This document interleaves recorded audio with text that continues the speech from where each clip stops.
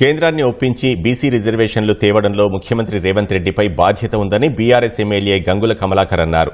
బీసీల రిజర్వేషన్ల బిల్లుకు బీఆర్ఎస్ సంపూర్ణ మద్దతిస్తోందని, కానీ అవి అమలైనప్పుడు మాత్రమే సంతోషం ఉంటుందని స్పష్టం చేశారు. ప్రత్యేక బీసీ కమిషన్ ద్వారా తమిళనాడు వెనుకబడి ఉన్న వర్గాల వారికి రిజర్వేషన్లు అమలు చేస్తే సరైన విధానం అమలు చేయకపోవడం, బీహార్ ప్రభుత్వం చేసిన కులగణనను కోర్టులు తిరస్కరించాయని గుర్తు చేశారు. ఈ రెండింటి నుంచి కాంగ్రెస్ సర్కార్ ఏం నేర్చుకుందని గంగుల ప్రశ్నించారు.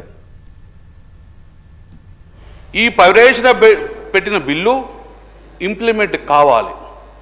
ఇంప్లిమెంట్ అయ్యి ఈ చట్టసభలో వచ్చే చట్టసభలలో 42% రిజర్వేషన్ రావాలని, వచ్చే ఏ ఒక్క నోటిఫికేషన్లో కూడా ఈ 42% విద్యా ఉద్యోగాలు కూడా ఇంప్లిమెంట్ కావాలని చెప్పేసి సంపూర్ణంగా కోరుకున్న వ్యక్తిగా, ఒక బీసీ బిడ్డగా నేను చెప్పడం జరుగుతుంది. ముఖ్యమంత్రి రేవంత్ రెడ్డి గారు వారి మీద చాలా బాధ్యత ఉన్నది.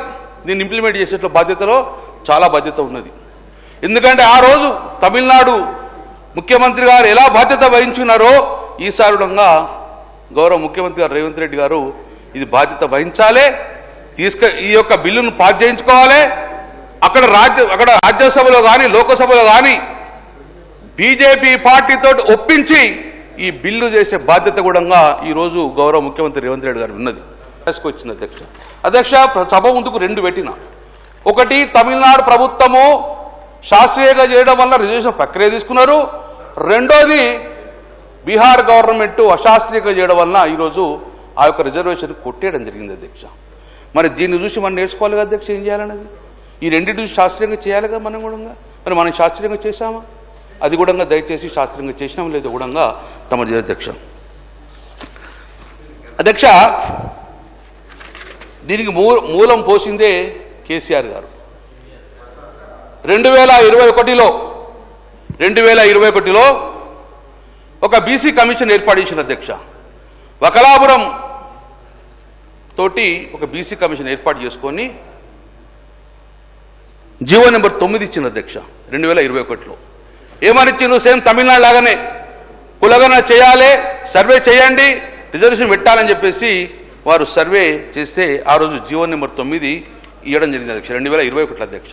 ఇవన్నీ రికార్డ్స్ సభకు పెడతా అధ్యక్ష.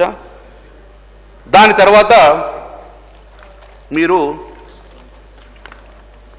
16/1/11 నాడు జీవో ఇస్తే మీరు ఇదే అసెంబ్లీలో చర్చ జరిగింది. దాని మీద నేను కూడా మాట్లాడినా. ఎస్, కావాలని చెప్పినాం. బీసీ కమిషన్ మూవ్మెంట్ చేసింది బిల్లు. ఈరోజు పొన్నంప్రావు గారు ఎట్లా బుక్ చేసి, పొన్నంప్రావు మంత్రి గారు ఎట్లా తీర్మానం చేశారో, సభ ముందు పెట్టారో, ఆ రోజు కూడా బీసీ కమిషన్ యొక్క రిపోర్టును అసెంబ్లీలో పెట్టారు. నేను మాట్లాడినా. దాని తర్వాత ఆమోదించిన తర్వాత జీవో నెంబర్ 26 వెళ్ళింది అధ్యక్ష.